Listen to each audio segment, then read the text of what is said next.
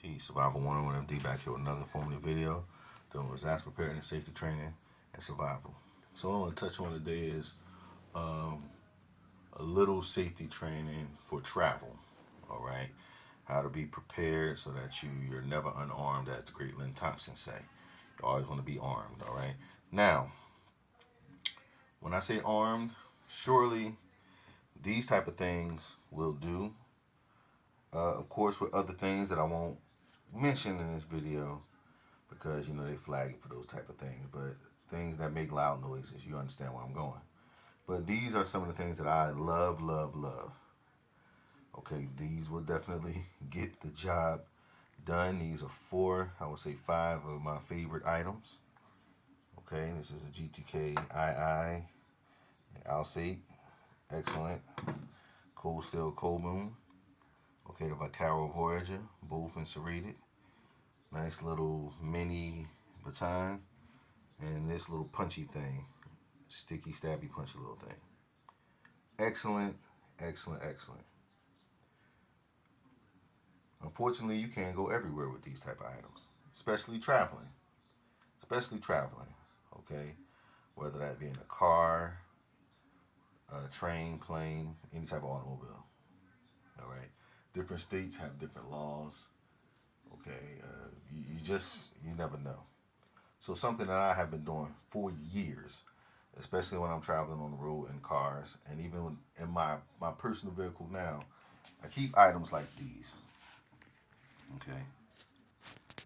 These items that you're looking at have the potential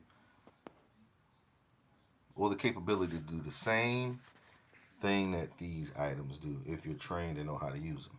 Okay. And even still, if you have very little training, all right, a minimal amount of training, you can still use these items very effectively, and you can take these nearly anywhere. All right. This is nothing but a flashlight. I've had this flashlight for well over 10 years. It's an Ozark Trail flashlight. And I have a similar flashlight like this that I just keep in my car. All right. You never know when I'm riding on the road, car breakdown. Again, have to do what I have to do to get what I have to get. Excellent impact tool and believe it piercing tool with those defined edges. All right. That little edge. This goes without saying. People have been using these for years. All right. Ball peen hammer. All right. You also want to practice with these items. I make a lot of videos where I be practicing with different items, and I have a lot of people tell me that wouldn't work and it's awkward and it's odd. You want to be able to use whatever you pick up. So I literally practice with books. I go to my heavy bags and I hit it with hardback books and rolled up magazines, and so I can build wrist dexterity and tension in my hands and arms for bracing for the impact if I have to use these items in such a manner. Screwdrivers for years, again, goes without saying. And this is my slept on item right here, my most slept on item, rat tail comb. This comb in particular is a very hard polypropylene plastic. $1, a pack of 2 from a local beauty supply store. Okay? And yes, if needed, I can do what I had to do with this. Okay? Definitely can do what need to be done. And so, like I said, these particular items that you're looking at right here, rat tail comb, screwdriver, ball peen, mini crowbar, and this long baseball bat looking flashlight, I keep these in my vehicle everywhere that I go. All right. I keep this type of comb with me, and I also have brushes like this everywhere I go, even whether it's the ballparks, libraries, because of course you can't go in libraries with these things. You can't go in ballparks with these things. All right.